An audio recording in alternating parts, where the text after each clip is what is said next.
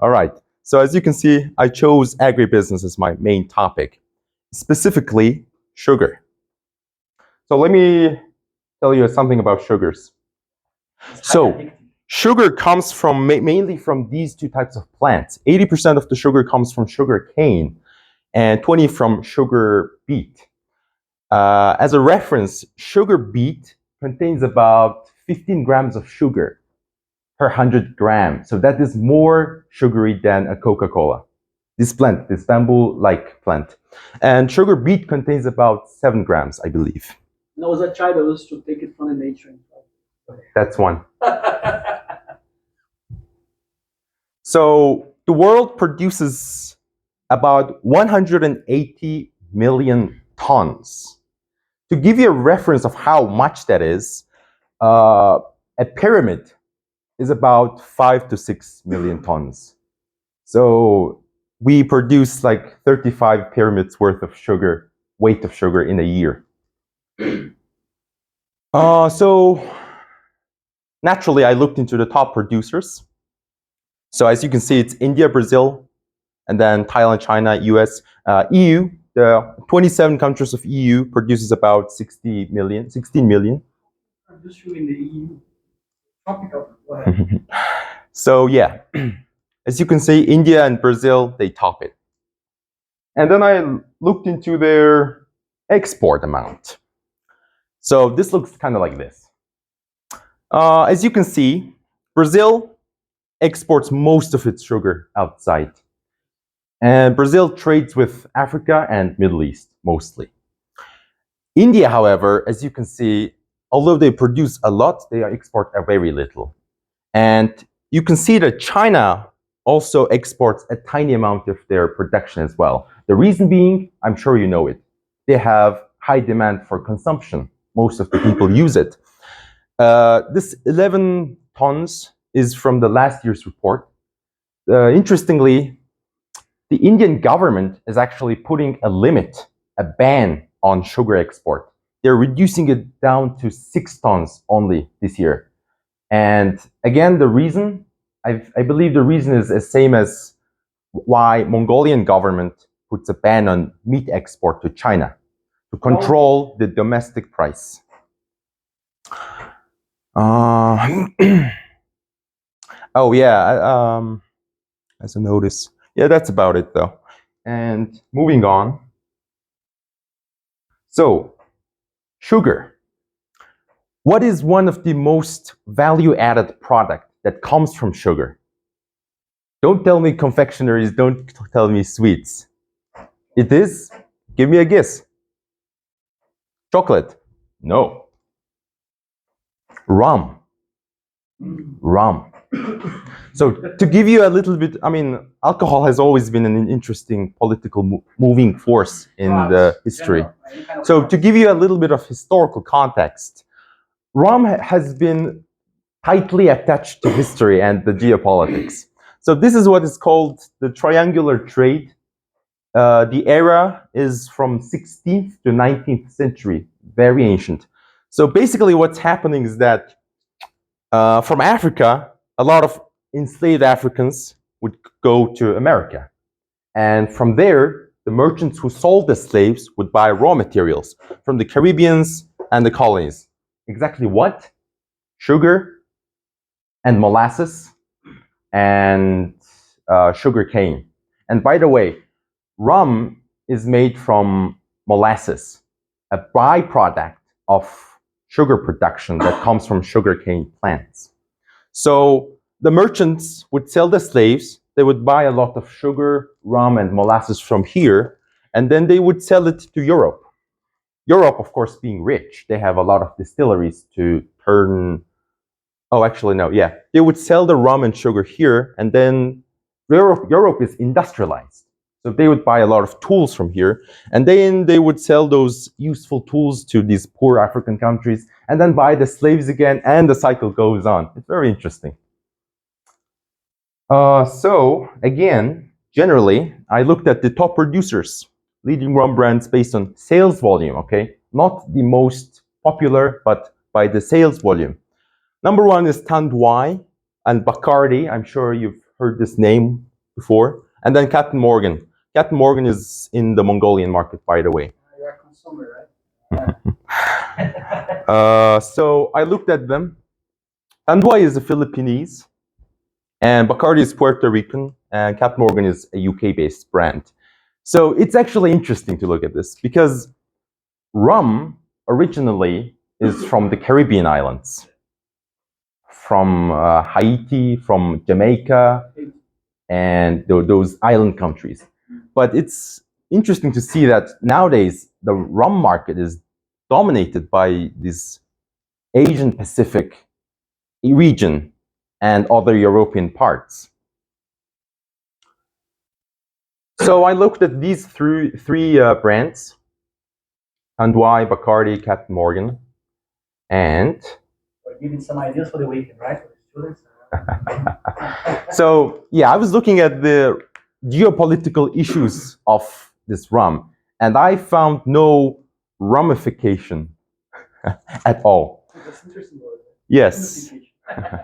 Yes. Carry on. So yeah, one thing I found about rum is that Canada is imposing a tremendous amount of tax on alcohol. Yes, they said this tax, this continuously increasing tax since 2017. No one really cared about it in 2017, but now they care because like 50% of your beer is taxed, 75% of your wine is taxed, and like 75% of your other spirits is taxed. Isn't that crazy? Like, what other products are taxed 75%? Maybe tobacco, right? So, yeah. One thing to note about the globalization aspect of this rum manufacturing and sugar manufacturing is that, well, first I looked into the sugar producing countries, and to my mistake, actually, the sugar manufacturing countries and the rum manufacturing countries don't have any correlation because rum is not produced from sugar. It's produced from molasses, a byproduct. So that was to my mistake though.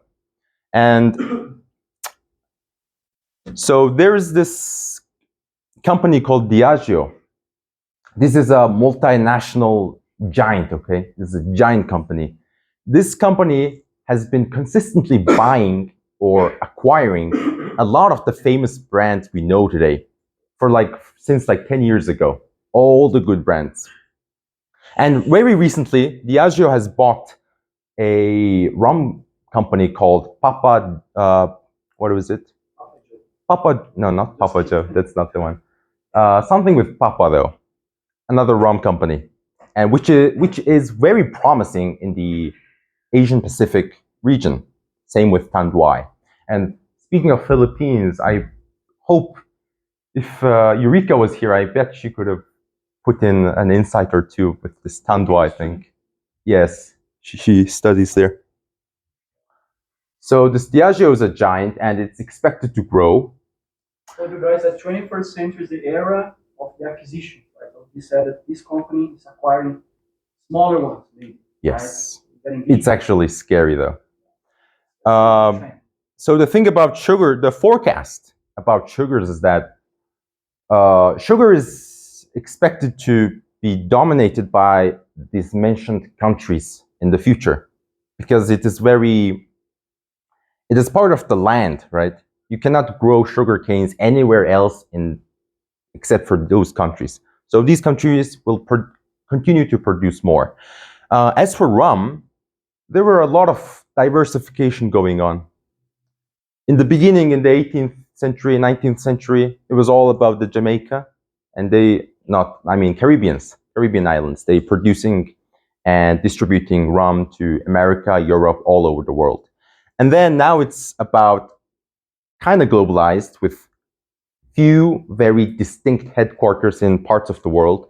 And in the future, it's expected to become more diverse because I hear that South African countries are opening their minor distilleries, creating their small brands, as well as Asia, in the case with Tandwa and other brands. Southeast Asia, I guess. Southeast Asia, yes. So that's about it. Do you have any questions though? Have I missed something from the topics? Not missed, but of course, if you let me talk, I would be adding lots of stuff. But overall, it's okay. I just wish to ask from you, so how can you tie the topic? Of course, we talk about agriculture business, agribusiness, right, in our economic globalization class. So how can you tie the sugar as an agricultural commodity in a few words, to economic globalization? Just let it clear here. In summary, economic globalization and the sugar trade. Make your point clear. US, like out of 5 chickens that the Americans eat, 3 are from Brazil. So how can you connect the dots here? You link the dots. Economic globalization and sugar trade. Well, as for globalization, I saw that each region, right? India is a different region, Brazil is a different region, and US is a different region as well. They each kind of sell to their neighbors only. So it's not as diverse as any other product might be. Well, they don't only sell for their neighbors. The biggest buyer from Brazilian sugar, for example, in talk what I know, is China. Because of what he explained, right? The Chinese domestic market, although they produce not too bad, right? But they consume everything. The surplus, right, from Brazil, from India, from Thailand, it goes to China. Actually, the sugar that we have in Mongolia is from China. It's a surplus of the Chinese exports. Right. Imports. Right. That's what happens. Chinese traders or Mongolian traders, right? They go there looking for what's remaining and bring it to Mongolia. How do I know that? I tried to bring sugar containers from Brazil to Mongolia before. So my supplier said, how many sheep do you want? How many ships do you want? How many carriers do you want? How many vessels do you want? So I said, no, I just want 1 container. No thanks.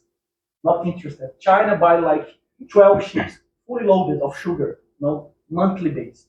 Why should I be interested to send 1 container to Mongolia? That's why we have to buy the surplus of the Chinese imports. Okay, connect. Carry on. So connecting with economic globalization. That was my yes. Well, I didn't see so much globalization in sugar trade, though. There might be, but I did find something on Run though. So before oil was a predominant geopolitical driving force, as we discussed before, like 100 years ago, it was rum. I said that, and nowadays it's globalizing even further and further to the point that every sugarcane producing country is distilling rum in a way. And these are only the top producers. There are like a lot of minor ones, a lot of them. They each produce rum, and the amount of sugarcane it takes to produce rum is very tiny. So even though your country produces very little sugarcane, the rum production, the rum market could be a big potential. Okay. Yes. Thank you very much. Thank you very much for your perspective. Yes, sir. Single has a question. On the rum sales graph, the UK's rum was on the top 3, right? Not really though. It was actually a Philippines brand. There it is. Captain Morgan. Top 3. So let me just try to connect this one thing that it's in my mind before I forget. For example, he mentioned here the Philippines, Puerto Rico, and the UK. They are the top what? Leading brands. They have the top leading brands, leading brands. But guys, one of the results, one of the fruits of economic globalization is that the business. That's it. That's the world we live. This is economic globalization in its essence. Okay, just to emphasize here. I have one more thing to add though. There's a concept. One more though. There's a concept called vertical integration, which basically means that the top value chain and the lower value chain, from growing to like distributing to the market, they're all in the same region or same country. So out of these brands, only Tandwa is vertically integrated, meaning that everything is produced in the Philippines, and they actually saturate about like 99.9% of their local market. And as for the other two, Bacardi has a headquarters in Puerto Rico, but their growing sites and all the other parts are distributed globally in all over the place. Same with Captain Morgan. They have headquarters in UK, but also all over the world. What was your question? You guys just answered it. My question was, UK is not that tropical country. So Oh yeah, where do they, exactly. like, produce their Only the headquarters, the office, the people with suits and ties. So that's the main lesson for agriculture trade, okay?